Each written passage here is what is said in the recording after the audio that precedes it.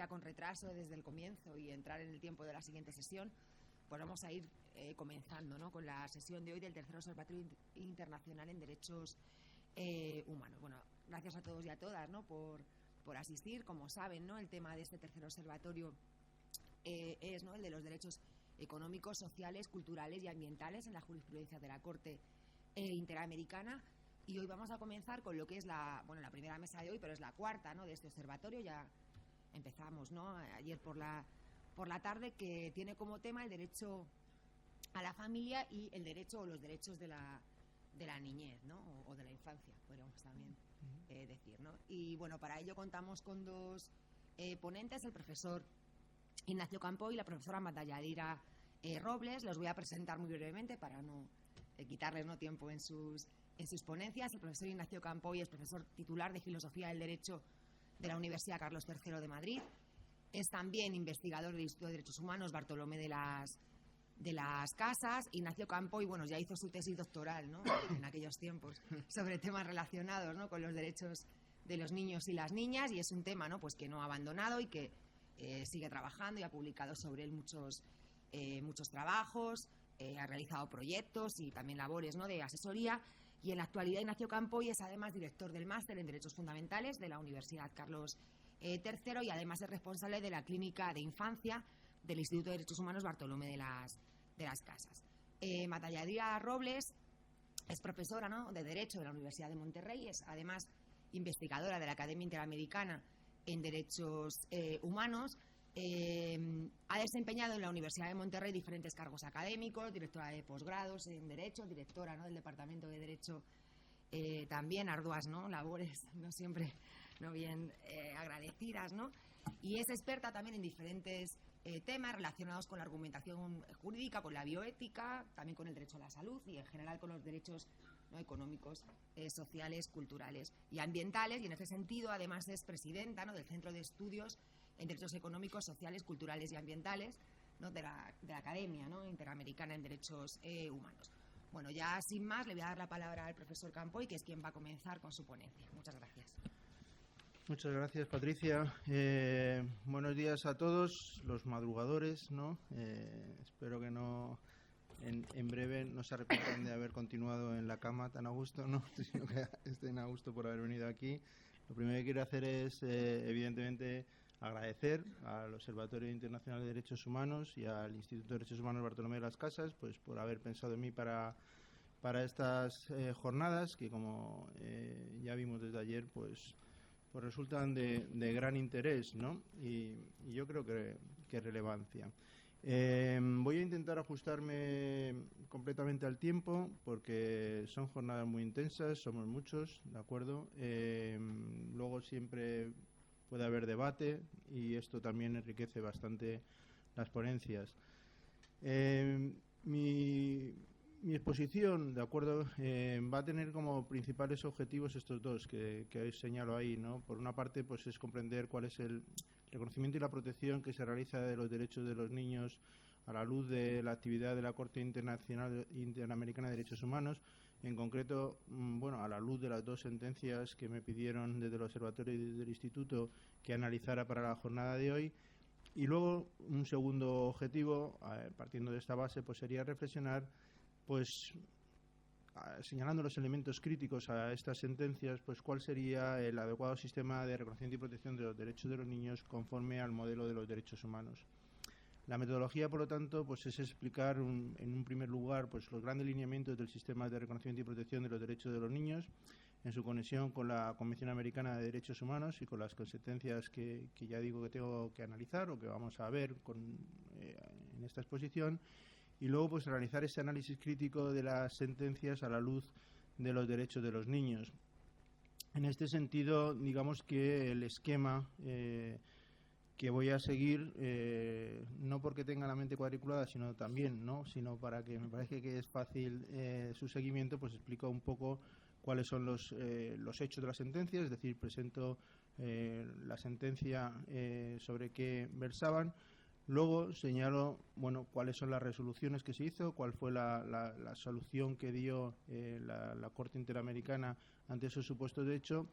Y luego señalo pues los aspectos positivos, es decir, estos que nos permiten avanzar en ver cómo se ha progresado en un adecuado reconocimiento y protección de los derechos de los niños por la parte de la Corte, y finalmente los elementos críticos, es decir, aquello que yo he hecho, no, esto evidentemente es el punto de vista personal, pero aquello que yo he hecho en falta en las sentencias y que hubiera permitido avanzar más para conseguir ese reconocimiento y protección de los derechos de los niños que estuviera adecuado con el modelo de los derechos humanos.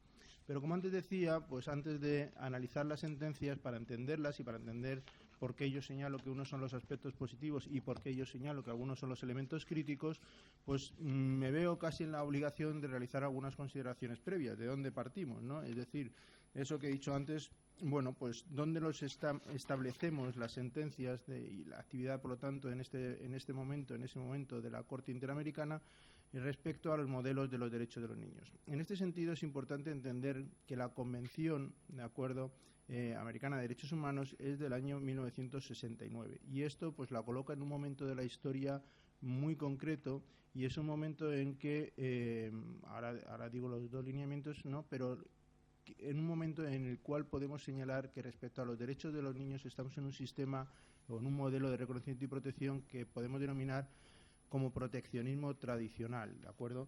Lo podemos denominar así por dos razones. Una, porque yo lo denomino así, y la segunda, porque me parece adecuada, ¿no?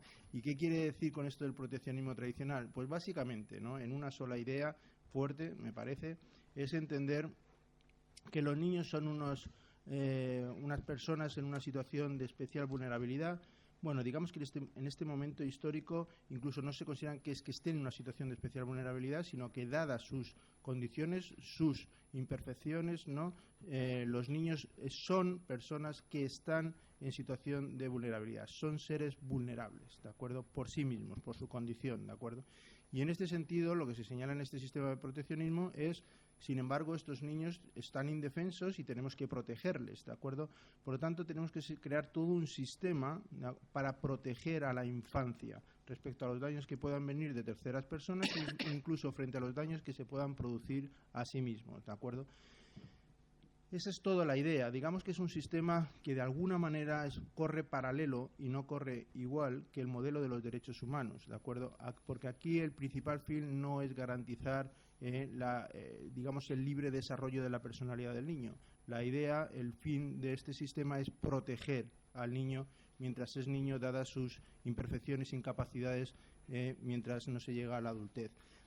En este sentido, la Convención del 69 es coherente con ese sistema, ¿no? Fijaros que el único artículo de la Convención que se refiere a los derechos de los niños es el artículo 19, ¿no? Y fijaros el texto literal y el artículo, ya sabréis todos, ¿no?, pero es importante que lo repasemos.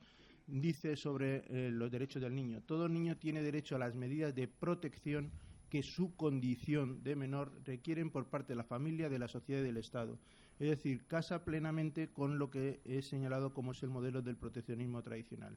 El derecho de los niños está visto simplemente por la necesidad de proteger a la infancia por la propia condición del menor. La condición del menor es esta que os he dicho, que es caracterizada por las imperfecciones, es decir, no tiene todavía el adecuado desarrollo que se considera que existe en su escala perfecta, ¿no?, en su mayor escala en la adultez, y por tanto es imperfecto en cuanto a no ha habido un desarrollo de las capacidades intelectuales, ni de las capacidades morales, ni de las capacidades físicas, y por lo tanto esta imperfección y su indefensión hace que alguien le tenga que proteger, quien, la familia en primera instancia, y en segundo lugar en la sociedad y el Estado. Bien, sin embargo, digamos que la interpretación que necesariamente realizan estas sentencias la Corte de la Convención supera este modelo. ¿Por qué? Porque está en nuestro momento histórico, ¿de acuerdo? Las sentencias, como veis ahí, no son del año 2004 y del año 2012. Y este modelo al que me he referido como modelo del proteccionismo tradicional respecto a la infancia, pues digamos que tiene un fin concreto, 20 de noviembre de 1989, que es el día en que se aprueba por la Asamblea General de las Naciones Unidas la Convención sobre los Derechos del Niño. Esto significa un cambio de paradigma completo, significa pasar del modelo del proteccionismo tradicional a un modelo que podríamos considerar como proteccionismo renovado. Es decir, lo importante que se señala en esta convención es que, mientras que antes he dicho que los derechos de los niños estaban o recorrían un camino paralelo al modelo de los derechos humanos, la Convención de los Derechos del Niño lo que hace es atraer o incorporar los derechos de los niños al modelo de los derechos humanos, al discurso de los derechos humanos. Digámoslo en una frase gráfica que ha tenido éxito, ¿no?, o fortuna, se pasa de considerar al niño como objeto de protección del derecho a considerar al niño como sujeto de derecho, ¿de acuerdo? Bueno, esta imagen o esta frase que señala esta imagen, ¿de acuerdo?, yo creo que nos permite entender o vislumbrar bien lo que significa este cambio de paradigma. Respecto a lo que voy a hacer en el análisis, ¿no?, de las dos sentencias, digamos que podríamos resumir el proteccionismo renovado en que todo el esquema, todo el sistema del proteccionismo renovado que pone en marcha la Convención del 89 es que hay dos principios básicos que funcionan como dos pilares que sostienen el sistema, ¿de acuerdo? Uno es la protección del interés superior del niño, que es el artículo 3.1, y otro es el derecho del niño a participar en toda la toma de decisiones que le afectan, que es el artículo 12.1 de la Convención, ¿de acuerdo? La Convención, estoy hablando de la Convención sobre los Derechos del Niño de las Naciones Unidas, ¿de acuerdo? Digamos que estos dos pilares son los que sustentan la propia Comité de los Derechos de los Niños. Se ha repetido en distintas ocasiones que existen 4 principios básicos, estos dos, y luego el artículo 2, que lo que habla es de la no discriminación de ningún niño, ¿de acuerdo? Y el artículo 6, que lo que habla es de la supervivencia de los niños. Bueno, digamos que la supervivencia es necesario para que haya un sujeto al que proteger derechos. La no discriminación significa que esto es para todos. Pero los dos ideales o los dos pilares legitimadores del sistema, los que incorporan unos valores diferentes, son estos dos que os he señalado, ¿de acuerdo? Digamos que estos dos pilares responden a raíces diferentes y esto es muy importante. Es decir, el pilar de la protección del interés superior del niño responde a el modelo de proteccionismo y casa con el proteccionismo tradicional, ¿de acuerdo? Es decir, hay que proteger el interés del niño, ¿de acuerdo? De hecho, aunque es la Convención de los Derechos del Niño la que ha hecho fortuna, ¿no?, con esta idea de que hay que proteger el interés superior del niño, ya en la Declaración de los Derechos del Niño de las Naciones Unidas del año 59, de 1959, se hablaba también como uno de los principios de los derechos de los niños la protección del interés superior del niño. Es decir, en realidad este principio casa plenamente dentro del proteccionismo y hunde sus raíces en el proteccionismo tradicional. No hubiéramos avanzado demasiado en los modelos de los derechos humanos si nos hubiéramos quedado ahí. Pero por fortuna ya digo que hay otro pilar y es el artículo 12. Evidentemente el artículo 12 de la Convención no está redactado, ¿no?, conforme a lo que yo he dicho ahí, no está redactado diciendo que el niño tiene el derecho a participar en toda la toma de decisiones que les afecten y, es más, tendríamos que añadir, y que sean tomadas debidamente en cuenta estas opiniones del niño. El artículo 12 está redactado de una forma mucho más vaga, ¿de acuerdo?, y mucho más casando con una tradición, ¿no?, de los derechos de los niños que no es tan progresista. Lo único que dice es reconocer el derecho del niño a ser oído, ¿de acuerdo?, en este sentido, en todos los procesos administrativos, judiciales en los cuales les afecte. Bueno, y entonces se dice se tendrá debidamente en cuenta su opinión, de acuerdo con su edad y madurez. Al final lo único que se reconocía era una especie de reconocimiento de la garantía judicial del derecho del niño a ser oído, sin más. Y esto estará en las sentencias que ahora vamos a comentar. Sin embargo, el Comité de los Derechos de los Niños ha hecho una interpretación desde el principio, y la doctrina mucho antes, ¿no?, desde el principio diciendo esto tiene que ir más allá. Es decir, tenemos que reconocer que lo que se reconoce al niño, tenemos que entender que lo que se reconoce al niño es que éste pueda participar de una forma efectiva en toda la toma de decisiones que le afectan, ¿de acuerdo? Y este es el sentido del artículo 12. Si esto es así, digamos que lo que estamos diciendo es los niños tienen que tener una participación real y efectiva para el ejercicio también de todos sus derechos. Tienen que participar, ¿de acuerdo? En la medida en que progresemos en esta senda que se nos marca en el artículo 12, iremos incorporando más y mejor los derechos de los niños en el modelo de los derechos humanos. ¿Hasta dónde hemos avanzado? Bueno, yo creo que todavía no hemos llegado al final, tendríamos que avanzar más, pero hemos avanzado bastante, y ahora lo veremos. Bien, digamos que estos dos sistemas marcan estos dos pilares marcan este nuevo modelo, ¿no?, de reconocimiento y protección de los derechos de los niños, en el cual, de acuerdo, se mueven las dos sentencias. Sin embargo, como he dicho, las dos pilares, el tanto interés superior del niño como el derecho del niño, en principio, a ser oído, estaban redactados de una forma en la Convención demasiado vaga, ¿de acuerdo? Y la interpretación de la misma pues daba lugar a multitud, ¿no?, de diferentes soluciones. Por mucho que todos los estados, de acuerdo, latinoamericanos, de hecho, han ratificado la convención y han tenido que adaptarse a los mandatos de la convención y, por lo tanto, de acuerdo, tanto Paraguay como Chile, que son las dos sentencias, la convención forma parte de su ordenamiento interno. De hecho, solamente Estados Unidos de Norteamérica es el único país del mundo que no ha ratificado la convención, es la más extensamente reconocida y más rápidamente reconocido texto de derechos humanos que ha existido. A pesar de eso, pues bueno, era necesario aplicarlo, pero a ver quién interpretaba y cómo el artículo 3.1 y sobre todo el 12.1. El Comité de los Derechos de los Niños, visto también percibiendo, ¿no?, esta falta de comprensión, ¿no?, de esta, dije 25 minutos, se le voy a ajustar, pero ya llevo, ¿no?, 10 o 12. Bueno, digo que viendo esta necesidad de interpretación, hizo dos observaciones generales, ¿de acuerdo? La número 12 y la número 14. La número 12 para interpretar el derecho del niño a ser oído o esta participación efectiva del niño en la toma de decisiones que le afecten, y la número 14 para interpretar o dar un contenido al interés superior del niño, ¿de acuerdo? Fijaros las fechas de estas dos observaciones generales. La número 12 es del año 2009 y la número 14 es del año 2013. Las redacciones de las sentencias de la Corte Interamericana, de acuerdo, en la sentencia del Instituto de Reeducación de Menores contra Paraguay es del año 2004 y la de Atala Rifo y otras contra Chile es del año 2012. Es decir, cuando se hace la primera sentencia, el comité no había dado todavía las pautas para la adecuada interpretación ni del interés superior del niño ni de la toma de decisiones, de la participación en la toma de decisiones que afecten al niño. Por lo tanto, es lógico pensar, y de hecho se ve, que en la sentencia de la Corte Interamericana no es tan progresista. Seguimos en un sistema de protección de los derechos de los niños más bien tradicional, a pesar de que evidentemente hace alusión, y a ello me referiré luego, a la Convención, y esto es importante.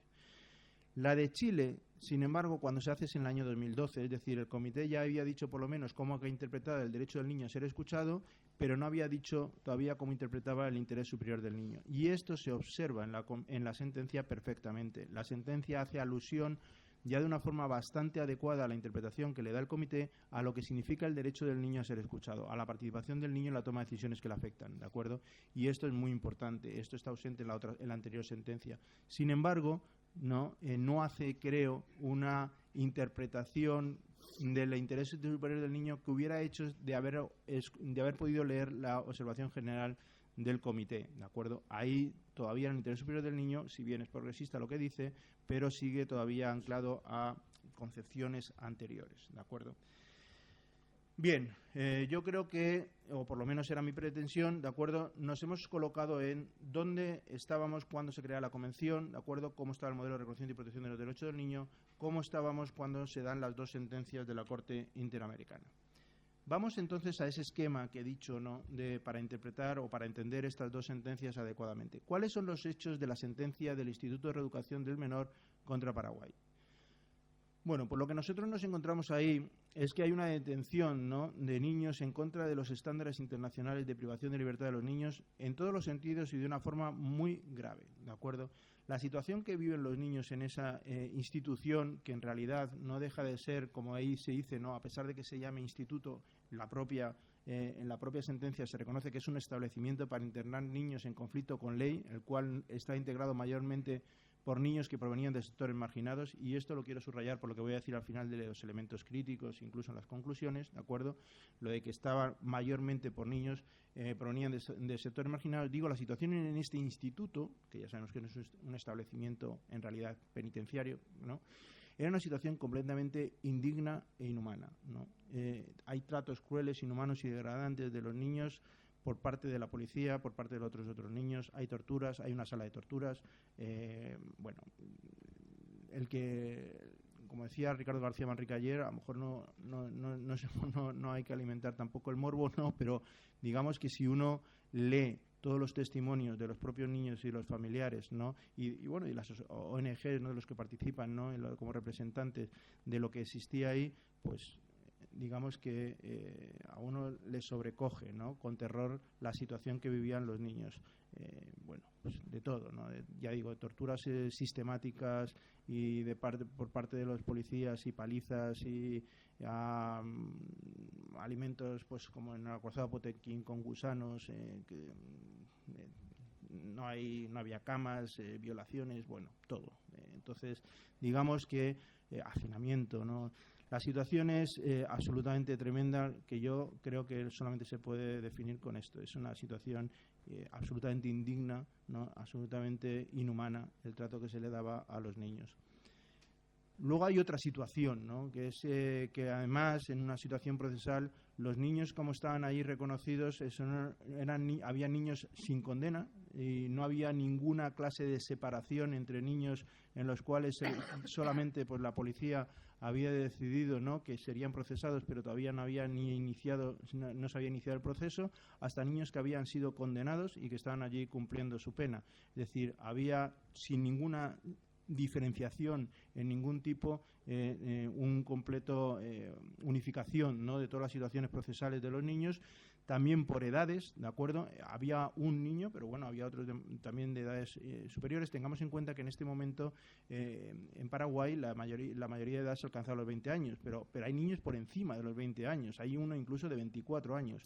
Y sin embargo, por abajo, cuando se dice que los niños en este momento solamente podrían tener conflicto con la ley a partir de los 14 años, eran imputables, había un niño de 13 años también. Es decir, había niños que estaban superados por abajo y por arriba de lo que deberían de estar allí, ¿de acuerdo? Y además había de todas las edades mezclados sin ningún tipo tampoco, en este caso, de control. Había sobrepaso, digo, de todos los plazos procesales, ¿no?, para habeas corpus, aunque hay un habeas corpus general que se plantea, para poder activar los procesos, etcétera, etcétera. Bueno, quería ajustarme, voy un pelín más rápido.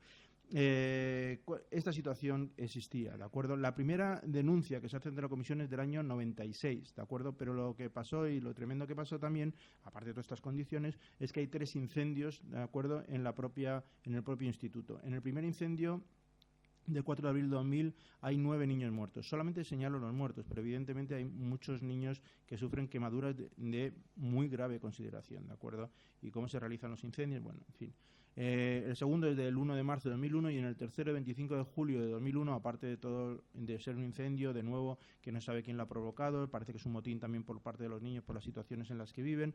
En fin, hay un niño que muere directamente por el disparo de una policía, recibe el disparo ese 25 de julio y muere finalmente el 6 de agosto. Una vez que empiezan en el 96 a haber una primera denuncia, por parte del Estado se dice que se va a cerrar el instituto. Nunca se cierra, ¿no? Hasta el año 2001 no se cierra, y sin embargo lo que se va haciendo paulatinamente es un traslado de los niños a otros institutos y también a centros penitenciarios de adultos, ¿de acuerdo? Y cuando cierran definitivamente el instituto, pasa exactamente igual. Algunos niños van a otros institutos, digamos a otros centros dedicados en principio para la protección de menores, pero algunos van directamente a penitenciarios para adultos sin ninguna estructuras realmente separadoras entre adultos y niños en estos centros penitenciarios, lo cual acaba con la muerte de 2 niños, incluso en estos centros penitenciarios. 2 de los niños que se les había sacado del Instituto de Reeducación, ¿no?, a un centro penitenciario. Uno en el momento de morir tenía 18 años, pero eran niños que venían de aquí, ¿de acuerdo? Hay posteriores cambios legislativos y administrativos de Paraguay, ¿de acuerdo? Precisamente en uno de ellos para la convención. Hay una mejora en la situación administrativa y legal, digamos, respecto a la infancia, pero todo eso afectaría en posteriores y no la situación que tiene que juzgar la Corte, ¿de acuerdo? La Corte en su resolución es bastante dura, como creo que era imposible, ¿no?, inconcebible que fuera de otra manera, y señala que hay una violación por parte del Estado a los derechos a la vida y la integridad personal, basándose en los artículos correspondientes de la Convención, ¿de acuerdo?, en relación con el artículo 1.1, esta protección de todos los derechos, y el 19, que como hemos visto es el de la infancia, ¿no?, el de los derechos de los niños. Hay una violación del derecho del niño a ser oído conforme a las garantías judiciales y también la obligación de adoptar disposiciones del derecho interno, me interesa señalar que el derecho al ser oído, que es en el artículo 8.1 de la Convención, está señalado en principio para todas las personas. La Corte hace bien en adaptarlo también para respeto a la infancia, pero simplemente lo señala por las garantías judiciales en el proceso judicial, no en otro ámbito, ¿de acuerdo? Lo cual evidentemente es muy escaso, ¿no? Y hay también una violación a la protección judicial del artículo 25 en relación con el artículo 1.1. ¿Cuáles son los aspectos positivos que me parece de la sentencia de la Corte? Bueno, el primero, y era evidente, ¿no? Habíamos dicho que empezaba en el año 69, por lo tanto alejado de todos los estándares internacionales de protección de la infancia y privada de libertad, y entonces la Convención hace bien, no podía ser de otra manera, pero bueno, lo realiza bien, pues comprender los derechos de los niños conforme a la normativa internacional posterior. La Convención de los Derechos del Niño, que he dicho antes, la norma del Benin, de acuerdo, de protección de la infancia privada de libertad, es decir, ahí hay una buena adaptación de la Convención a la normativa internacional de protección de la infancia. Y luego me parece que es también un aspecto muy positivo de la sentencia, que hay una comprensión de las obligaciones positivas que tiene el Estado para garantizar que todos los internos pueden fortalecer sus proyectos de vida a pesar del encierro. ¿De acuerdo? Desde mi punto de vista, los derechos humanos no son ni más ni menos que instrumentos políticos jurídicos idóneos para que el mayor número de personas posible alcance al máximo nivel posible el libre desarrollo de su propia personalidad. Por lo tanto, que la Corte haya hecho claro y explícito de que por mucho que haya niños encerrados en esta situación, que precisamente por eso, como decíamos ayer, ¿no?, el Estado tiene que ser más garante de la protección de los derechos de los niños, ¿de acuerdo?, le señale la Corte al Estado, para ser usted más garante, lo que tiene que hacer es, en todo caso, fortalecer que los proyectos de vida de los niños internos no se vean perjudicados por estar en estas instituciones. Evidentemente, por lo que he dicho antes de la situación de hechos, no es que el Estado fortaleciera, el Estado directamente perjudicaba de la forma más grave, ¿no?, cualquier proyecto vital de estos niños, y esto es lo tremendo. Pero lo importante es que la Corte no dice simplemente ustedes han violado estos derechos por estar vulnerando su proyecto de vida, sino que les dice, oiga, ustedes han hecho mal porque tampoco han hecho las acciones positivas para fortalecer sus proyectos de vida, ¿de acuerdo? Llevas 25 minutos. Llevo 25. Sí, menos 2, vamos, Bueno, 23. 23. Déjame 10 más y acabo, ¿vale? Con perdón. Digo, elementos para la crítica. Bueno, a mí me parece, la primera, sigue habiendo una primacía del sistema proteccionista tradicional que antes he dicho y por lo tanto no voy a repetir, del artículo 19, fijaros que se dice en la propia sentencia, esta disposición debe entenderse como un derecho adicional complementario que el tratado establece para que seres por su desarrollo físico y emocional necesitan de protección especial. Claramente es un sistema proteccionista de proteger a la infancia, no un sistema de proteger sus derechos para que puedan ejercitarlos en el libre desarrollo de su personalidad. Otro elemento que me parece negativo, no existen las sentencias medidas concretas, tampoco cuando se determinan las medidas para evitar que vuelvan a producir violaciones como las que han pasado, para que se luche precisamente contra la principal causa de situación de todos los ataques a los derechos de los niños que se han vivido. Es decir, como he dicho al principio, los niños que estaban ahí eran niños en su gran mayoría marginados, socialmente pobres, ¿de acuerdo?, en exclusión social. Y precisamente no hay ninguna medida de lucha contra esto. Si no se lucha contra la pobreza, la desigualdad y la injusticia social que vive en la infancia, es imposible acabar con esto. Yo creo que por lo menos algunas medidas tenían que haberse señalado en este sentido, ¿de acuerdo? Por lo que he dicho antes del sistema proteccionista, pues ¿qué pasa con los dos pilares del modelo de reconocimiento y protección de los derechos del niño actual? Pues que no están bien comprendidos. Hay una mala comprensión y utilización, eso sí, por todos, del principio del interés superior del niño. Todos dicen, todos legitiman, y esto es la retórica del interés superior del niño, y por eso es la vaguedad del término, y por eso a mí no me termina de gustar, lo dejo para el debate, no, la idea de proteger el interés superior del niño. Todos dicen que lo hacen por interés superior del niño. El Estado también lo dice. No. Nosotros, este instituto está para proteger el interés superior del niño, y lo dice explícitamente, ¿de acuerdo? Por lo tanto, ahí hay una mala comprensión. Y el derecho del niño a ser oído, del artículo 8.1, como he dicho antes, solo se lleva en relación con garantías judiciales, lo cual es claramente insuficiente. Vamos en los 10 minutos que la moderadora me ha concedido generosamente para castigarles a ustedes un poco más, ¿de acuerdo?, con la última sentencia. La última sentencia es Atala Rifo y otras, es decir, sus hijas, contra Chile. Os pongo los antecedentes de lo que significa la sentencia rápidamente, lo podemos leer, ¿no? Atala, pues, se separa de su marido y por mutuo acuerdo, aunque es cierto que en la legislación chilena se dice que en este momento, ¿no?, que en principio los niños tienen que ir con la madre, salvo casos excepcionales, pero bueno, ellos de mutuo acuerdo mantienen eso y mantienen que la tuición y cuidado de las 3 hijas que son menores de edad del matrimonio vivan con la madre. Atala se va a vivir con sus hijas, pero también empieza una relación con otra mujer, ¿no? Y una relación tipo sentimental, ¿no?, con otra mujer, y esta mujer viene a vivir a su casa y por tanto hace una vida familiar también con las 3 hijas e incluso con un hijo ya mayor de un anterior matrimonio que Atala había tenido, ¿de acuerdo? El padre, ante esta situación, es decir, que empieza a haber una relación entre su exmujer y otra mujer, decide que esto es insoportable para sus hijas, ¿de acuerdo? Y que por lo tanto reclama, acaba con el acuerdo que habían llegado y reclama la construcción y custodia de sus hijas, ¿de acuerdo? Señalando precisamente que mantenerlo de otra manera va en contra de su interés superior, es decir, es un serio peligro para su desarrollo físico y emocional. Además, van a sufrir toda la discriminación social que existe respecto al lesbianismo, ¿no?, y las relaciones homosexuales en Chile, y que por tanto esto va a afectar a las niñas. Esto significa, y esto a mí me parece también muy interesante, aunque no lo voy a poder desarrollar, ¿no?, pero se le acusa que que Atala viva con su pareja sentimental siendo una mujer es que claramente ha puesto sus intereses por encima de sus hijas, y esto le incapacita, ¿no?, para poder ser una buena madre, ¿de acuerdo? Los juzgados de menores, sorprendentemente, desde mi punto de vista, claro, concede la tuición provisional al padre. Dice, bueno, por ahora que las niñas se vayan a vivir con el padre. Atala señala que 2 ministros no deberían de estar en la corte porque tienen claramente prejuicios, se van y entonces finalmente el juez, los jueces, ¿no?, en un principio, si bien habían dado la razón al padre, luego se la dan a la madre. Pone un recurso de apelación el padre, la Corte de Apelaciones finalmente decide que se mantengan los niños con el padre, que no se cambie a vivir con la madre, y ratifican la sentencia apelada. Sin embargo, la sentencia, es decir, le vuelven a dar la razón a la madre y dicen que bueno, que sí, que vivían con el padre, pero que en realidad ella tiene derecho y que en el futuro tendrán que ir con ella. Entonces el padre pone un recurso de queja a la Corte Suprema. Ya acabo de ir rápido porque si no me da tiempo, porque esto es lo importante. Al final la Corte Suprema chilena decide que sí, que las hijas se vayan con el padre y que se queden con el padre. Le da la tuición definitiva al padre. Y esta es la situación, ¿de acuerdo? Es decir, distintos tribunales dan soluciones distintas, pero al final llegamos a la Corte Suprema, que reconoce que sí, que las hijas tienen que estar con el padre. ¿Qué pasa?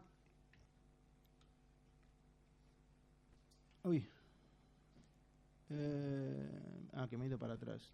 ¿Cuál es la resolución? Bueno, la Corte dice que el Estado vulneró los derechos a la igualdad y a la no discriminación de las madres y las niñas, precisamente por decir que estas decisiones estaban llevadas por estereotipos sobre lo que es, y no justificados, sobre lo que significa la homosexualidad y la capacidad para ser madre, y que por lo tanto se están violando el derecho a la igualdad, tanto de las hijas que lo sufren esta situación como de la madre. Se señala que hay una violación a la vida privada y a la protección de la familia, de la madre y de las niñas. Bueno, hay un voto particular que dice que no debería hablarse de una violación de la protección de la familia, pero como son mayoría los jueces que deciden que sí, pues señalan que debería de ser. Y hay un reconocimiento, y esto es importante, de una violación del derecho a las niñas, del derecho a ser oído de las niñas, ¿no? Este artículo 8.1 que he dicho antes de la Convención, en relación con los artículos 1.1 y 19. En todo caso, la Corte se declara incompetente para resolver sobre el aspecto que era trascendental, ¿no?, que era la custodia de las niñas. Se considera que ella no es una cuarta estancia, que ella no puede decidir sobre esas circunstancias y que por lo tanto la custodia ya la ha decidido el orden interno en la Corte Suprema y que debe de permanecer con los padres, ¿de acuerdo? O sea, hay violación de estos derechos, pero no puede entrar en ese caso. ¿Cuáles son los aspectos positivos de la sentencia?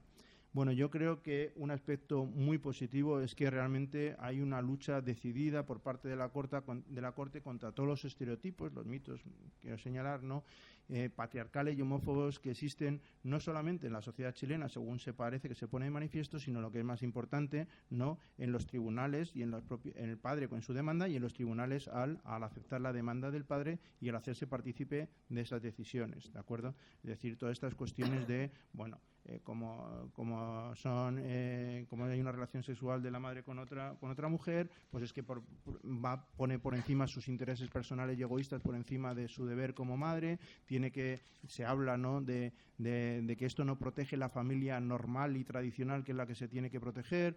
No existe lo que va a haber es una discriminación por parte de la sociedad respecto a las niñas, porque resulta que van a vivir con una pareja de lesbianas. Esto va a hacer que vaya a tener una confusión las propias niñas en su desarrollo sobre cuál es su condición sexual. En fin, todo esto es sistemáticamente y muy bien argumentado, demolido por parte de la Corte. En este sentido, también me parece un aspecto positivo la adecuada aproximación que hace la Corte a lo que significa el interés superior de las niñas, en este caso, ¿de acuerdo?, frente a los argumentos abstractos, dice, estereotipados, discriminatorios que hacen el padre y las sentencias, ¿no? Y la Corte, en ese sentido, hace una buena interpretación de lo que es interés superior del niño, diciendo que está por encima de todas estas otras consideraciones que se quieren hacer prevalecer frente a lo que es bueno para ellas, ¿de acuerdo? Me interesa también mucho, por lo que he dicho al principio, ¿no?, y en diferencia de la anterior sentencia, que aquí sí se reconoce el derecho del niño a ser escuchado de una forma importante, ¿no? Se hace una conexión, de acuerdo con esa observación general número 12, que la Corte ya conocía, sobre lo que significa el derecho del niño a participar efectivamente en la toma de decisiones que le afectan y la protección del interés superior del niño. Durante el proceso, a las niñas se les escuchó 2 veces, ¿de acuerdo? Hubo una audiencia privada por parte del Juzgado de Menores de Primera Instancia de Chile. Las niñas en ese momento tenían 9, 5 y 4 años, ¿de acuerdo?, y se les escuchó lo que se quería decir. Luego voy a decir que no se les hizo caso, y eso es la parte negativa. La parte positiva es que se les escuchó, ¿de acuerdo?, y la propia Corte también hizo por escucharlas. En ese momento, cuando los escucha la Corte, las 2 niñas que tienen, dice en la sentencia que la otra no pudo ir por causas mayores, ¿no?, pero que sí que había, que se supone que tenían la misma opinión que las demás y que se había intentado escucharlas. Las niñas en ese momento tenían 17 y 12 años, y la Corte, para escucharlas, aplica adecuadamente los estándares internacionales, es decir, se le da la información adaptada, se la separa, se la lleva con un psicólogo para que puedan atenderlas, para que no haya una revictimización, etcétera, etcétera. Un minuto para el elemento de la crítica y otro para las conclusiones. El elemento para las críticas. Bueno, pues a mí me parece que, pese a esa interpretación adecuada de lo que significa el interés superior del niño respecto a los otros, y por lo tanto la Corte lo hace bien, digo, no hay un interés superior bien comprendido por todas las distintas Cortes, y por que todos legitiman sus decisiones respecto a la protección del interés superior del niño, así como el padre. Y de nuevo, me parece muy importante, que es lo que señalaba antes, no se le da la importancia debida a la voluntad de las niñas. No existe esa idea. Y esto es lo que me parece lo más, quizá el aspecto más relevante, ¿no?, de la crítica. Ya digo que todavía no se había hecho una adecuada interpretación de lo que significa escuchar o dar eficacia a la opinión de los niños. La Corte sí que reclama que debería de haberse hecho, pero la realidad es que no se hizo. En la primera vez que se escucha a las niñas, las 3 niñas manifiestan que tienen una preferencia por la madre, y 2 de ellas, de una forma expresa, dicen que quieren irse a vivir con la madre. Y sin embargo, con un argumento como tan banal como decir, bueno, es que las niñas, ¿qué van a decir? Su opinión seguramente estará influida, y además son menores y no hay que escucharles, no hay que hacerle caso. Se ignora completamente la decisión, los deseos, las preferencias de las niñas sobre quién tiene que vivir. Es decir, se les escucha, ¿no?, se les oye, pero no se les hace caso, y esto evidentemente va en contra directamente de lo que es el artículo 12 de la Convención de los Derechos del Niño, y lo que sería la interpretación del artículo 8.1 de la Convención Americana de los Derechos Humanos en relación con ese artículo 12. La Corte explícitamente lo dice. Otro aspecto negativo que me parece de la sentencia es que la propia Corte señala que, bueno, que todo esto ha pasado en muy buena medida porque no hay una capacitación de los funcionarios públicos, principalmente todos los jueces, de acuerdo, que han actuado en el caso, respecto a lo que es la igualdad en relación con la orientación sexual de las personas, y que por tanto hay que darles cursos y hacerles adaptaciones para que no haya una discriminación respecto a la población LGTBI. Sin embargo, en ningún momento la Corte dice que también se ha producido todo esto porque hay un desconocimiento por parte de los jueces de lo que significan los derechos de los niños, de lo que significa el derecho del niño a ser escuchado y darle la adecuada eficacia a los deseos del niño, cuando debería claramente haber dicho que esto también ha producido y que los tribunales de justicia tenían que tener esta capacitación. Por último, no me parece un elemento claramente a destacar como aspectos negativos, es que incluso habiéndose justificado y habiéndose argumentado bien que todas las decisiones que se habían tomado eran una violación de los derechos de las niñas, Finalmente, digamos que hay, entre comillas, un premio al padre, porque el padre al final es el que se queda con el cuidado de las niñas. Es decir, se reconoce que el padre con su demanda es el que pone en marcha todo el proceso que termina a una violación de los derechos de las niñas, se reconoce que la decisión del Tribunal de Justicia significa una violación de los derechos de las niñas, se reconoce que ha habido un grave daño psicológico respecto a las niñas y, sin embargo, al final se dice que las niñas pues tienen que seguir al cuidado de los padres. Bueno, la Corte no puede entrar ahí, pero la realidad es esa. Finalmente, estas serían mis principales conclusiones del análisis de las dos sentencias. Hay una evolución positiva, ¿no?, en este paso del modelo de proteccionismo tradicional al proteccionismo renovado en lo que significa el reconocimiento y protección de los derechos de los niños, pero siguen sin incorporarse realmente los derechos de los niños en el modelo de los derechos humanos. En este sentido, respecto a las sentencias, hay tres elementos que me permiten afirmar esto. Por una parte, hay una falta de decisión política que se ve en las distintas sentencias a favor de los derechos de los niños, como es esta que dije en su momento de la lucha real contra la pobreza infantil y la desigualdad que sufren los niños. Esto significa un desconocimiento claro de lo que son los derechos de los niños como realmente derechos humanos, ¿no? Hay una perduración y una fuerza de los mitos prejuiciados para los niños. Por ejemplo, es una de las causas que al final se deje que sea el padre el que decida respecto a las niñas, por mucho que la voluntad de la niña sea no vivir con él, sino vivir con ella. Y al final hay una incompleta comprensión de lo que son sus derechos, ¿no?, de cómo deberíamos de evolucionar de acuerdo en los derechos de los niños respecto a los derechos humanos, que sería darle precisamente mayor importancia a esta toma de decisiones que afecten a los niños conforme a lo que significaría la auténtica voluntad de los niños. Perdón por el tiempo que me he pasado. Muchas gracias. Gracias. Bueno, pues ahora tiene la palabra nuestra otra ponente, la persona.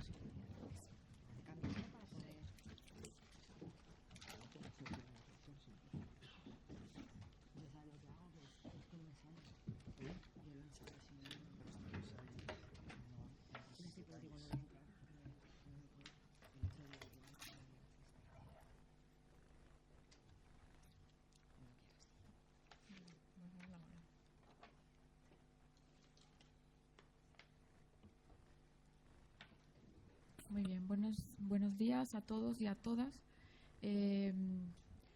Primero que nada, pues mi agradecimiento a los directores de la Academia Interamericana por invitarme a participar en el observatorio, y segundo, mi agradecimiento también por la hospitalidad que hemos recibido en esta mi universidad, mi querida universidad. Sí, verdad, no lo he dicho, lo tenía que haber dicho. Yo lo digo, mi querida universidad, la Universidad Juan Carlos III de Madrid.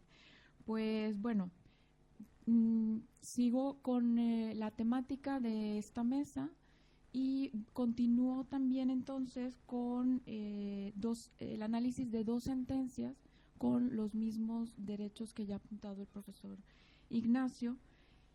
Vamos a hablar de los derechos de la familia y de la niñez. También voy a hacer el análisis por separado porque hay una cuestión que ahora voy a precisar. Básicamente, mi participación estaría integrada en estos tres puntos. Hay una precisión preliminar también que quisiera hacer. Segundo, tratar el tema de la protección a la familia en el caso de la sentencia Artavia Murillo y otros contra Costa Rica. Y el tercer punto sería los derechos del niño con la otra sentencia, Furlan Familiares contra Argentina. Entonces, si vemos por ahí el análisis o la metodología que voy a utilizar para comentar estas sentencias, básicamente tiene tres puntos. Uno, situarnos en la configuración normativa del Sistema Interamericano de Derechos Humanos. Después, comentar el caso.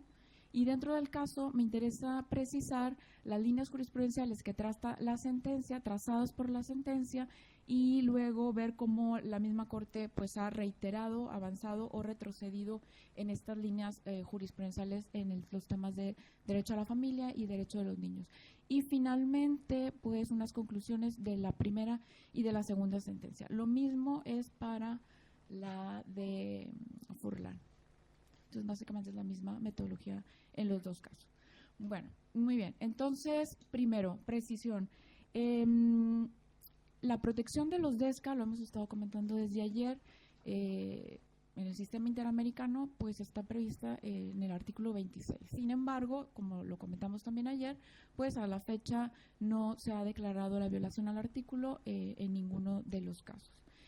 Y el mismo protocolo San Salvador presenta la delimitación competencial, es decir, solo son justiciables los DESCA que tienen que ver con educación y con sindicación. Sin embargo, en la convención vamos a encontrar la referencia a 2 grupos vulnerables que requieren una protección dentro de la convención. Es decir, dentro del listado de los derechos civiles y políticos vamos a encontrar 2 particularidades que tienen que ver, uno, con la protección a la familia y con los derechos del niño. Como lo comentó el profesor Ignacio, precisamente este inicial reconocimiento normativo pues es un reconocimiento de tipo tradicional, como lo comentó antes. Empiezo entonces con la primera sentencia, que es del 28 de noviembre del 2012, Artavia Murillo y otros, se conoce como fecundación in vitro contra el Estado de Costa Rica. Se preguntarán, bueno, ¿qué tiene que ver la fecundación in vitro con la familia? Pues los hechos de esta sentencia es los siguientes.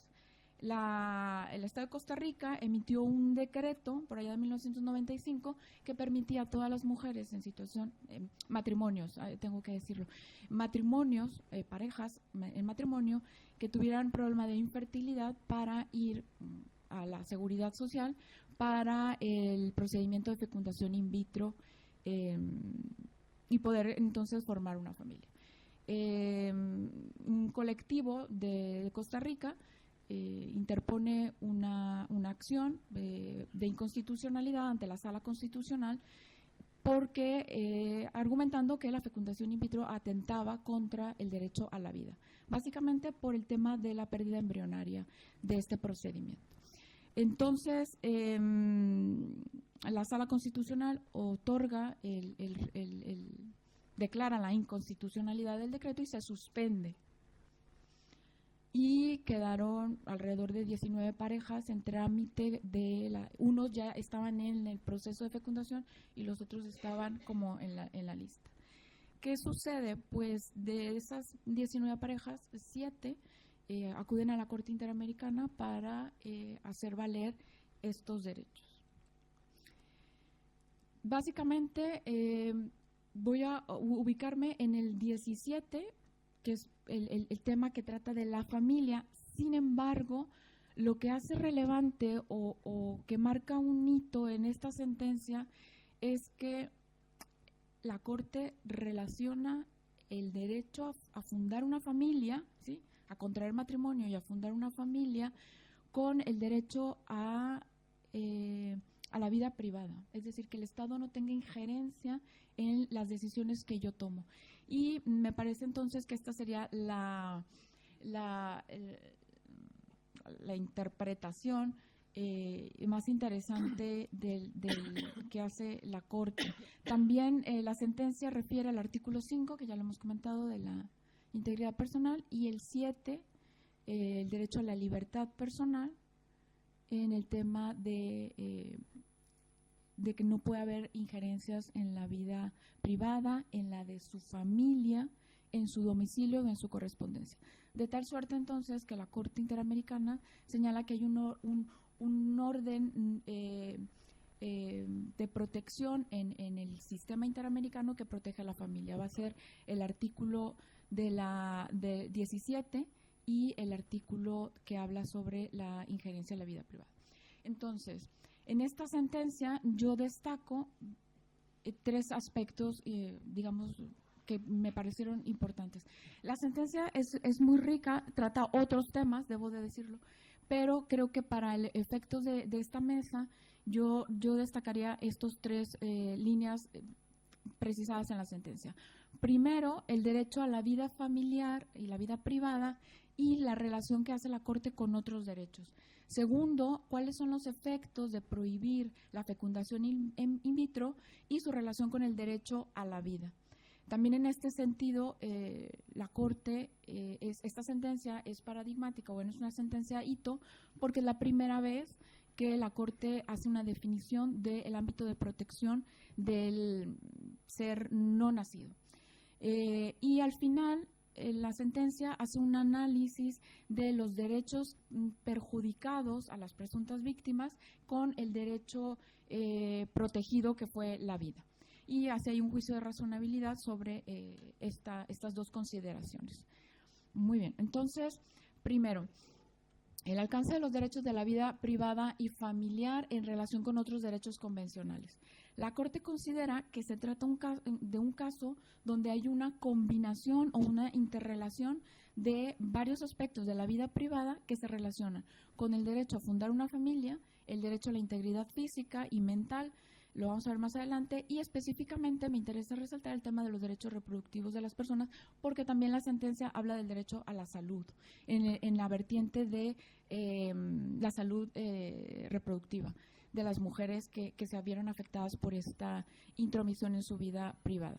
Entonces, este sería el primer punto, y veamos ahora sí rápidamente cómo esta situación de prohibir la fertilización in vitro, la Corte señala que hay una injerencia a la vida privada de las familias. Y esta sentencia del 2012, este criterio ya había sido antes señalado en el caso masacres de Utuango contra Colombia en el 2006. También en el caso mexicano, Rosendo Cantú y otra contra México, también la Corte habla de la vida privada y de la dignidad, que es la capacidad para que desarrollemos la propia personalidad, las aspiraciones, definir cómo queremos nuestra vida, y la identidad física, incluyendo la autonomía personal y el derecho a establecer cómo quiero desarrollar mis relaciones con los seres humanos y en este punto con estas familias que no pudieron pues precisamente tener una familia. Y luego después lo relaciona también con la libertad personal. Entonces, si vemos, es como una interpretación armónica o sistemática de la Convención, en donde incluye dignidad, honra, vida digna, libertad y obviamente integridad personal. En este caso también ya había sido reiterado, esta línea jurisprudencial ya había sido reiterado en el caso Chaparro Álvarez y Lapo Iñiguez contra Ecuador en el 2007. Y también en el caso que acaba de mencionar el profesor, en el Atala Rifo, habla de la posibilidad de todo ser humano de autodeterminarse y escoger libremente las opciones y circunstancias conforme a sus propias opciones y convicciones. Entonces, el señalamiento de los casos previos quiere decir, o quiero decir con esto, que lo que hace la Corte es recoger criterios que ya había trabajado en otras sentencias para sintetizarlos o incluirlos en este caso de Artavio. Sin embargo, me parece que el punto central, bueno, es que como yo trabajo salud, pues me interesa mucho, perdón por la cuestión, pero bueno, como quiera lo voy a decir. Yo creo que el punto es trabajar salud, o sea, es decir, la Corte hace la interpretación de salud desde el punto de vista de la autonomía reproductiva, y para ello acude a elementos extraconvencionales. Y entonces habla de la Convención para la Eliminación de todas las formas, de la eliminación de las formas de discriminación contra la mujer, y ahí cita el artículo 16, según el cual las mujeres gozan del derecho a decidir libre y responsablemente del número de sus hijos, el intervalo de los nacimientos, tener acceso, educación, etcétera. Y luego también la recomendación número 24 del comité. Y también vamos a ver más adelante que la Corte hace referencia para justificar el derecho a la vida de otros órganos de Naciones Unidas. Por ejemplo, para el tema de la salud genésica, para el tema de la libertad reproductiva, la Corte acude a la recomendación general número 14 del Comité DES, que habla específicamente del derecho a la salud. Y ahí lo cito en el tercer punto. Otro aspecto también que me interesa porque tiene que ver con la aplicación del protocolo de San Salvador. Ya hemos visto ayer que el mismo protocolo limita la competencia de la Corte a educación y a sindicación. Sin embargo, la Corte aquí regresa y dice, además, en el sistema interamericano existe el derecho de que todas las personas gocen del más alto y efectivo progreso científico. Esto significa que si en la ciencia hay algo que me permite la posibilidad de desarrollar mi vida privada, mi autonomía reproductiva, entonces de aquí se deriva el derecho de acceder a los mejores servicios de salud en técnicas de asistencia reproductiva y en consecuencia a evitar todas las restricciones en este sentido. Y aquí la Corte regresa también a el Comité DESC de Naciones Unidas y un punto que también lo vimos ayer es que para aplicar este artículo del 14.1b del Protocolo de San Salvador, la Corte llama al 29b de la Convención, en donde dice que la interpretación de la Convención tiene que ser siempre en el sentido de más, es decir, no de restricción, sino que que la Corte tiene que interpretar los derechos siempre hacia mayor. Entonces, pues volvemos otra vez al debate de ayer, ¿no? Cuándo sí, cuándo no. Y en ese punto me parece que la sentencia Artavia Murillo es una sentencia importante para esta discusión. Cuando la Corte trata sobre el derecho a la vida, es muy importante toda la deliberación argumentativa que utiliza porque acude al Tribunal Europeo, acude a los comités de derechos humanos y acude al sistema africano, es decir, trae todo lo que necesita para armar su argumentación sobre qué es el derecho a la vida. Y entonces hace un análisis interpretativo utilizando estas líneas provenientes del diálogo jurisprudencial con otras instancias. Y la Corte señala que dos cosas. Primero, la fertilización in vitro no se aplica en el territorio costarricense y las parejas que deseen acudir a esta técnica no pueden hacerlo en ese país. Esto lo dice porque más adelante va a va a decir que es una práctica discriminatoria. ¿Por qué? Porque las personas que podían o tenían recursos para ir al extranjero, pues no les daba igual si el gobierno costarricense había cancelado o no la fertilización. Y segundo, se condicionó la posibilidad de realizar la técnica de fertilización in vitro siempre y cuando no hubiera pérdida embrionaria, lo cual es un sinsentido porque lo que hace es hacer nugatorio el derecho, porque está probado que en la fertilización in vitro siempre hay pérdida embrionaria por el manejo que la misma técnica conlleva. Entonces, esto significa que no había una opción de practicarla. Es decir, la Sala Constitucional de Costa Rica establece una condición que hacía nugatorio el derecho. Y esto llevó a la Corte a interpretar la fertilización y su relación con otros derechos. Entonces, por ejemplo, regresa a hablar sobre la interferencia en la vida privada y familiar de las víctimas, quienes tuvieron que incluso cambiar de residencia, otros tuvieron que acudir a otros métodos para procrear un hijo o hija. En otros casos hubo secuelas pues psicológicas que llevaron a las parejas a terminar el vínculo, entonces ni hijos, ni matrimonio, ni nada. Y lo que comentaba sobre la cuestión económica, que viajaron.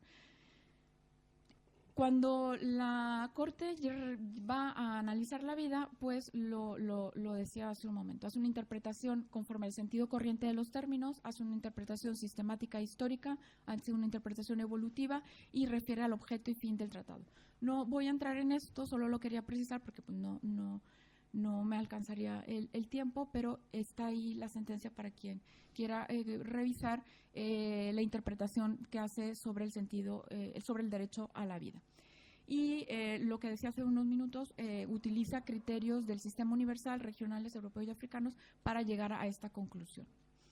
¿Cuál es la conclusión? Pues la Corte señala cuando hace el juicio de proporcionalidad respecto a la medida de prohibir la fertilización y el salvar estas vidas o estos embriones, señala que revisa el sacrificio de los derechos involucrados y en su opinión fue desmedido en relación con salvar el embrión o proteger al embrión. Y entonces revisa el grado de afectación, la importancia de la satisfacción y si la satisfacción de proteger a la vida justificaba restringir a estas personas. Al final, la decisión o la sentencia señala la afectación al derecho a la integridad, a la libertad personal, vida privada, intimidad, la autonomía reproductiva, el acceso a los servicios de salud y a fundar una familia como un daño severo y supuso una violación a estos derechos. Y la interferencia que tuvo esta práctica o la sentencia de la Sala de Costa Rica dice que tuvo un impacto muy grande o muy desproporcionado en relación con la protección del embrión porque trajo cuestiones de discapacidad. También un dato interesante es que la Corte en la sentencia utiliza la infertilidad como un sinónimo de incapacidad y para eso recurre a la OMC y dice la OMC ha señalado que las incapacidades en el listado está la infertilidad. Entonces es una discapacidad y por lo tanto hay una discriminación contra las mujeres infértiles. También habla de discriminación por género y el tema de la discriminación por la situación económica. ¿Cuáles serían las conclusiones que destacaría yo de esta sentencia? Uno, lo dije, la interpretación del derecho a la vida es la primera sentencia en la Corte donde se señala que el sistema interamericano va a proteger el embrión a partir de su implantación, que por ahí en la sentencia más o menos con los peritajes científicos y los médicos que fueron en las audiencias señalaron la semana 12, algo así, pero todos coincidieron que hay una verdadera posibilidad de vida a partir de la implantación y ahí es donde entraba la Corte a proteger. Por tanto, el embrión que se pierde se desecha su protección. Es interesante y muy discutible este asunto. Otra cuestión que yo destacaría, el tema de la salud reproductiva por motivo de la infertilidad, lo que señalé hace rato sobre la aplicación del protocolo de San Salvador, fuera de las excepciones, y la interpretación sistemática y normativa que hace la Corte en esta sentencia. Y bueno, paso rápidamente a la segunda sentencia. Esta sentencia es de un niño. Aquí, a diferencia de los casos que trató el profesor Ignacio, se trata de un niño que sufre un accidente y le provoca una discapacidad mental del 70%. Entonces, hay una afectación también a la familia, pero la sentencia se centra básicamente en Sebastián Furlan y entran también como víctimas todos sus familiares, que también hubo una situación de desintegración. ¿Cuáles son los hechos? Al tener 14 años, sufrió un accidente en un campo militar, cae, la cabeza, pues tiene un accidente, le provoca el 70% de discapacidad, los padres interponen los recursos en la vía civil, obtienen una indemnización por parte del Estado.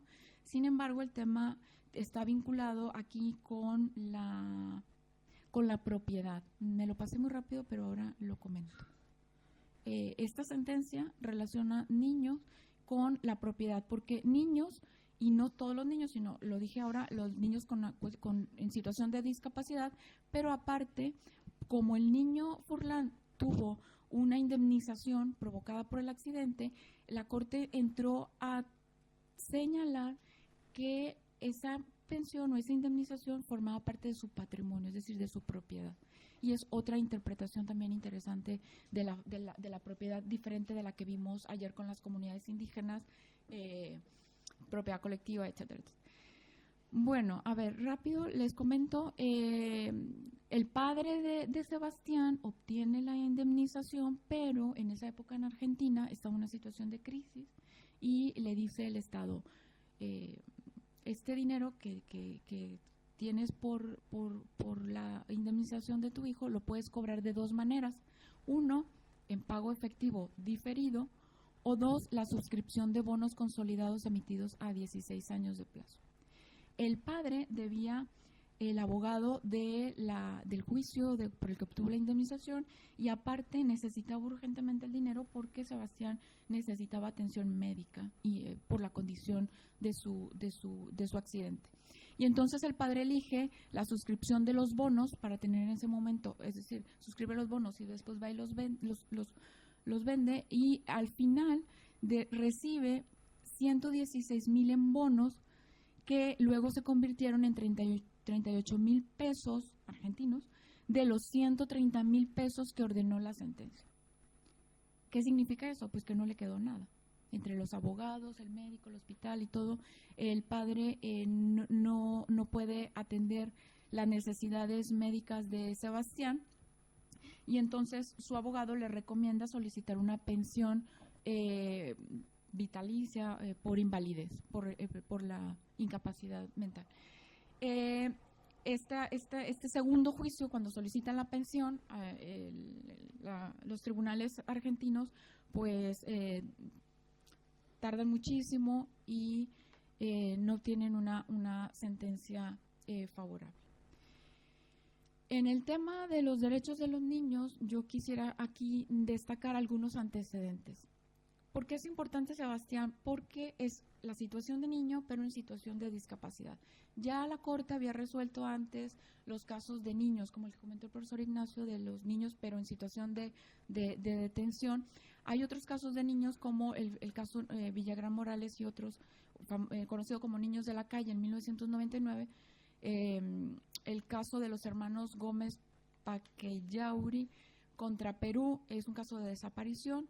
Hermana Serrano Cruz contra Salvador, son dos niñas, también el caso de desaparición. Gelman contra Uruguay,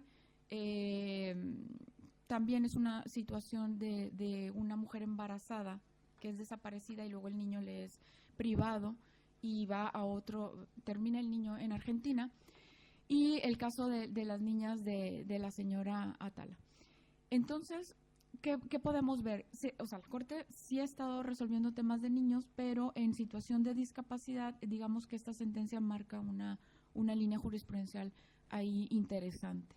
Luego, la Corte, después del 12, hay otros casos en donde está resolviendo temas de los niños. La mayoría del listado de casos que ven ahí son de desaparición. ¿Por qué? Pues porque son casos que la Corte… Hay que recordar un tema, por ahí decía ayer en la mesa de salud que son muy pocos casos de DESCA que se ven en la Corte.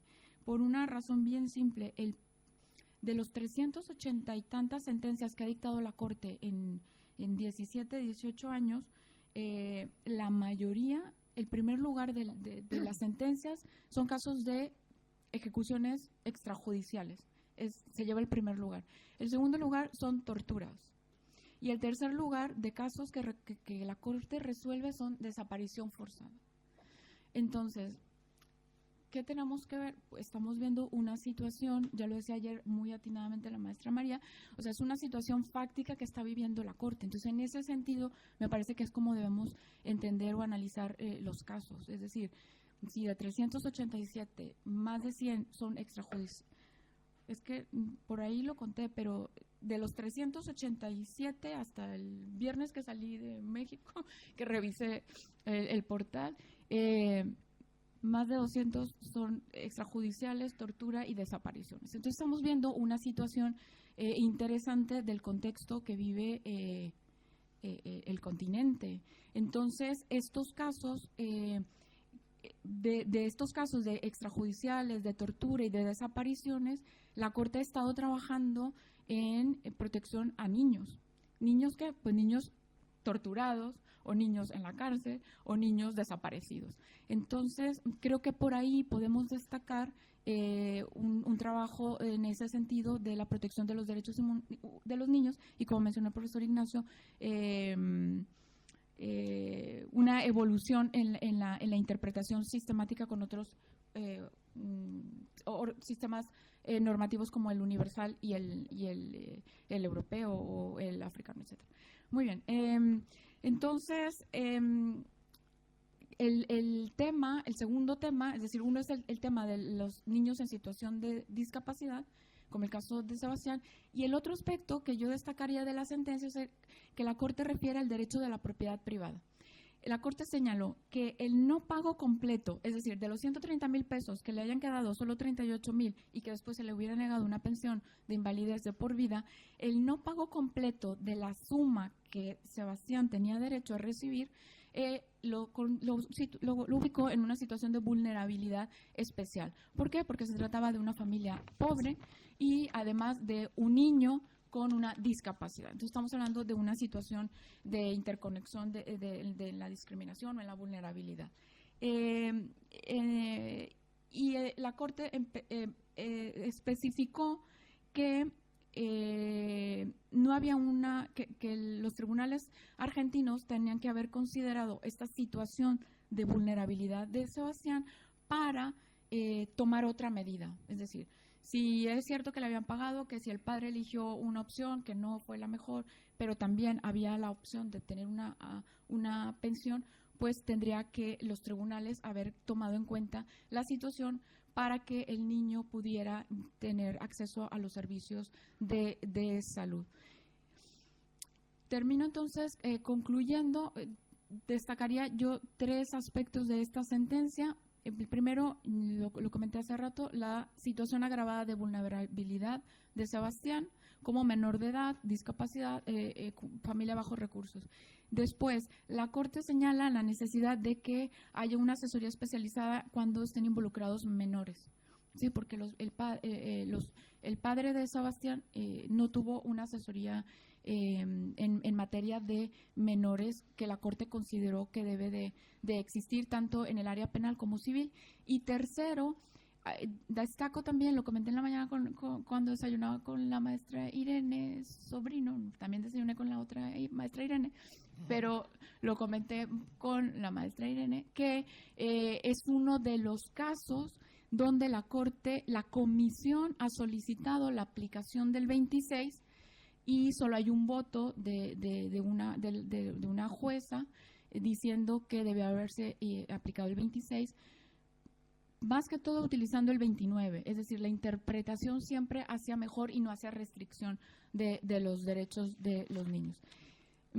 Por ahí lo agregué ayer, que comentamos lo del 26. Esta es una tabla en donde están los casos, donde se ha, tanto por la comisión como los representantes de las víctimas, se ha solicitado a la Corte que se aplique directamente el 26. No son todos. Yo lo que hice aquí fue poner los jueces, porque como estoy ahí siguiéndole la pista a algunos, puse cuántos obtuvieron voto a favor y cuáles obtuvieron voto en contra. Entonces, fíjense cómo desde el caso 5 pensionistas contra Perú fue la primera vez en que se solicitó la aplicación del artículo 26. Y el juez que viene en la columna de allá, de Rux, estuvo en contra.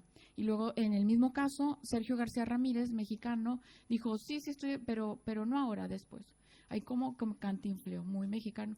Y porque dijo, pues sí, estoy de acuerdo, pero después. Y luego después, el otro juez, uno de Brasil, en otro caso, trabajadores estados del Congreso, dice, sí, los derechos son indivisibles, y votó a favor, etcétera. Entonces, lo que quiero decir es que al final va sumando el criterio a votos a favor, y sobre todo lo vamos a ver con el juez Ferrer, mexicano, y luego después Caldas, y luego ya se sumó Ventura, y es decir, hay una línea ahí en los jueces interpretativa, no jurisprudencial, porque no se ha establecido la aplicación, pero creo que hay una línea interpretativa que vale la pena seguir. Bueno, esto es extra, ya me pasé de mi tema. Muchísimas gracias, y entonces yo quedaría solo a los comentarios. Bueno, pues del muchas debate. gracias también a Marta Gadira Robles. A ver, ahora tenemos un problema que yo consulto con los organizadores porque no me siento no con poder para decidirlo. Estamos fuera del tiempo ya de la mesa general, que tenía que terminar a las 10:20. No sé si podemos tener 10 minutos, es lo que iba a proponer, pero como no sé si luego, vale, podemos terminar más tarde lo demás. Vale, pues tenemos 10 minutos para el debate, por si quieren ustedes plantear alguna pregunta a los ponentes, algún comentario. Tenemos aquí está el micrófono. Esperad que os llegue el micrófono porque como está retransmitiéndose y la grabación, si no, no se oye, aunque digáis que habláis alto y todo esto, pero si no, no se oye para la grabación y la retransmisión. Muchas gracias por las dos intervenciones. Yo quería preguntarles, especialmente dada la mención que ha referido Marta Gadira a la protección del derecho a la vida desde el momento de la implantación, ¿qué consecuencias podría eso tener para un futuro desarrollo? No sé, un derecho al aborto, o si lo ha tenido hasta el momento, si ha habido alguna mención. Debido a mi interés en el tema, pero también a mi completa ignorancia, me gustaría saber cuál ha sido, si ha habido alguna mención de la Corte hasta el momento, y dada esa valoración en la sentencia de la protección de la vida desde el momento de la implantación, ¿qué consecuencias esto podría tener? Sí. Sí, de hecho, creo que ha sido uno de los puntos que más controvertidos, por supuesto, ¿verdad? Que no puede ser de otra manera. ¿Qué sucede? Yo creo que el impacto viene del reconocimiento o de la obligatoriedad que tengan las sentencias de la Corte en cada sistema. Por ejemplo, en el caso de México, a raíz de la reforma del artículo 1 constitucional y de un criterio de la Suprema Corte, dijo que las sentencias de la Corte Interamericana son obligatorias, sea México o no parte. Y eso trae un debate muy fuerte, porque ni siquiera la Corte Mexicana termina en México no está el derecho a la vida como tal, ¿no? Y claro, pues ahí hay un criterio que si se llega a presentar un caso, el tema del aborto, el tema de la eutanasia, etcétera, pues hay un criterio y tendríamos que ver entonces la obediencia de la sentencia. Es decir, si llega el caso, si el juez que va a resolverlo mira a Artavia y dice, aquí tengo una línea, o no, yo estaría esperando esa situación. Pero creo que dependería de cómo cada estado recibe, ¿verdad?, la obligatoriedad o no de las sentencias.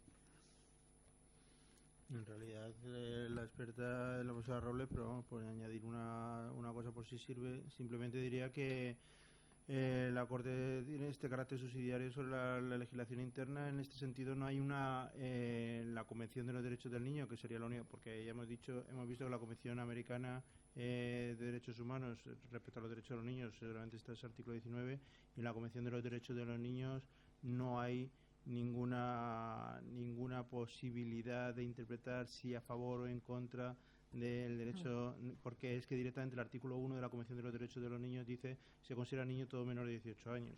Y bueno, y no dice el final, salvo que la legislación interna se haya considerado ante la mayoría de edad, dice el final, pero no dice el principio, ¿no? Y de cuándo podemos empezar a considerar niño. Lo cual tiene un clarísimo sentido precisamente por parte de los que hicieron la convención de conseguir esa ratificación universal de la convención. Pues sabía que si iban a decir si antes o no iban a tener problemas con las legislaciones internas que estuvieran, por lo tanto va a quedar más a raíz de a decisión de la legislación interna. Algunos países como Argentina han dicho, bueno, nosotros sí consideramos, y otros no han querido decir nada. Ya queda dentro de la legislación interna, ¿no? Sí, por aquí hay otra pregunta.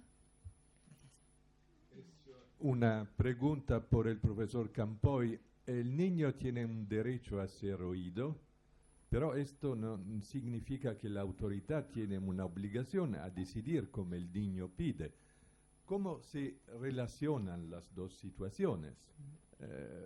La autoridad tiene una obligación de explicar en detalle por qué no cumple con el deseo del niño. Muchas gracias. Luego Sí. contestemos brevemente. Esto es la tesis doctoral del profesor. Sí. Pues ahora decía Juan que se ríe porque claro, podría extenderme en la respuesta, pero no, la respuesta voy a ser muy sencilla.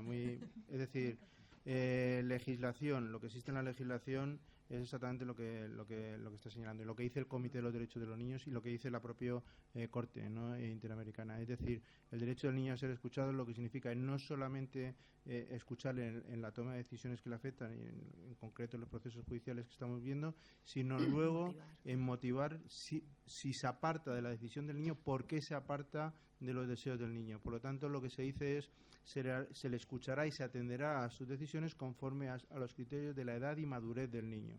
Entonces, si el juez considera que conforme a su edad y madurez su decisión no ha sido suficientemente justificada y para proteger su interés superior necesita ir en contra de lo que el niño ha decidido que quiere, el juez puede, pero tiene que motivar. No puede simplemente, como había hecho la Corte Suprema, ignorar, o como había hecho el anterior tribunal, ignorar las decisiones de las niñas y no decir simplemente, la Corte no dice nada, la Corte Suprema, el Tribunal de Menores lo que había dicho, la Corte de Apelación había dicho, bueno, dado que son menores de edad, no tienen suficiente criterio, además su decisión puede haber sido influida por sus padres, no lo vamos a atender. Eso, con muy buena razón, la Corte Interamericana le dijo, oiga, ustedes no pueden hacer esto no es el derecho del niño a ser escuchado. Esto es lo que hay y esto es lo legal y la interpretación que hace la Comité. Sin meterme en ello, pero en un solo minuto para decir, a mí me parece que habría que ir mucho más allá de eso. A mí me parece que es necesario incorporar a los niños el modelo de derechos humanos. Significaría que hay que tender siempre a lo que significaría, digo yo, entre comillas, ¿no?, para entendernos, la auténtica voluntad del niño. ¿Qué significa esta? La manifestada por el niño, o la que nosotros, si tiene la suficiente información, experiencia y posibilidad de utilizar las capacidades cognitivas para tomar una decisión juiciosa en el momento, o la que nosotros consideraríamos que tomara en ese momento de tener esas condiciones. Esto lo que quiere decir es absolutamente igual que pasa con cualquier otra persona, con cualquiera. Es decir, esto es lo que se llama el paternalismo justificado, se aplica para los niños en la misma medida que para el resto de las personas. Esto significa llevar el artículo 12 de la Convención de los Derechos de las Personas con Discapacidad, que dice que independientemente de la discapacidad de la persona, tienen igual de condiciones para ejercer sus derechos que el resto de las personas, la igual capacidad jurídica, también respecto a la infancia. Esto último ya no es lo que hay, esto es lo que yo digo que debería haber. Lo primero es lo que hay. Gracias. No sé si hay alguna pregunta más. Bueno, pues si no la hay, cerramos aquí esta mesa y damos paso a la siguiente. Gracias por las preguntas y a los ponentes por las magníficas intervenciones. Gracias.